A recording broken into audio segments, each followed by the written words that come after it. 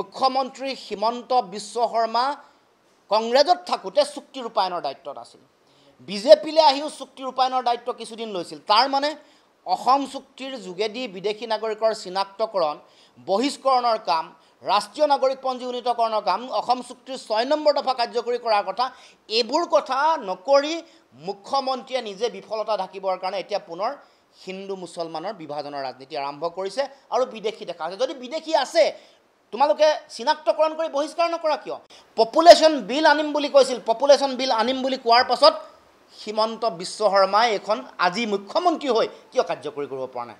যদি অবৈধ বিদেশী আহিছে ভাৰত বাংলাদেশ উন্মুক্ত সীমান্ত চিল কৰিব কিয় পৰা নাই?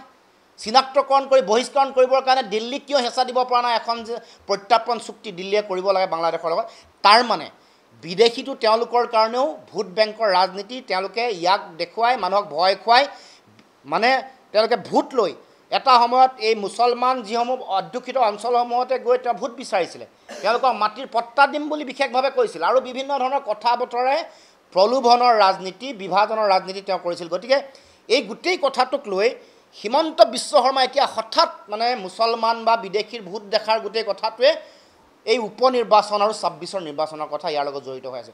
গতিকে আমি আহ্বান জনাইছোঁ যে অসম চুক্তিৰ 6 নম্বৰ দফা কাৰ্যকৰী কৰক, অসম চুক্তি কাৰ্যকৰী কৰক, ৰাষ্ট্ৰীয় নাগৰিকপঞ্জী উন্নীতকৰণৰ যোগেদি বিদেশী নাগৰিকৰ নাম চিনাক্তকৰণ কৰি ত্ৰুটিহীন বিদেশীমুক্ত ৰাষ্ট্ৰীয় নাগৰিকপঞ্জী এখন অসমত দিয়ক আৰু তাৰ লগে লগে তেওঁ পপুলেশ্যন বিলখন তেওঁ ইণ্ট্ৰডিউচ কৰি সৎ সাহস দেখুৱাওক। গতিকে মুখ্যমন্ত্ৰীলৈ আহ্বান জনাইছোঁ যে মানুহক আৱেগিক কথা কৈ ভুল মানে বিপথে পৰিচালিত নকৰিব। এই যদি দায়িত্ব যদি বিদেশী নাগৰিক চিনাক্তকৰণ বহিষ্কৰণৰ দায়িত্বত যদি বিফল হৈছে, সিংহভাগ দায়িত্ব হিমন্ত বিশ্ব শৰ্মাই ল'ব লাগিব, কাৰণ আটাইতকৈ বেছি চুক্তি ৰূপায়ণৰ দায়িত্বত আছিল।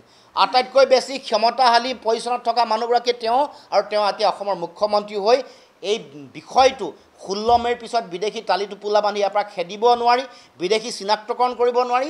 এতিয়া ৰাইজক আকৌ হিন্দু মুছলমানৰ নামত ভোট বিভাজনৰ, ধৰ্মীয় মেৰুকৰণ আৰু সাম্প্ৰদায়িকতা, ধৰ্মীয় উন্মাদনাৰ ৰাজনীতি কৰিব খুজিছে। গতিকে অসমৰ ৰাইজক এই কথাবোৰ মনত পেলাই দিছোঁ আৰু ইয়াৰ কাৰণে যদি দায়ী তেতিয়া বিজেপিৰ দিল্লীৰ বিজেপি চৰকাৰ, অসমৰ হিমন্ত বিশ্ব শৰ্মা ডাঙৰীয়াৰ নেতৃত্বাধীন বিজেপি চৰকাৰ আৰু হিমন্ত বিশ্ব শৰ্মা নিজে।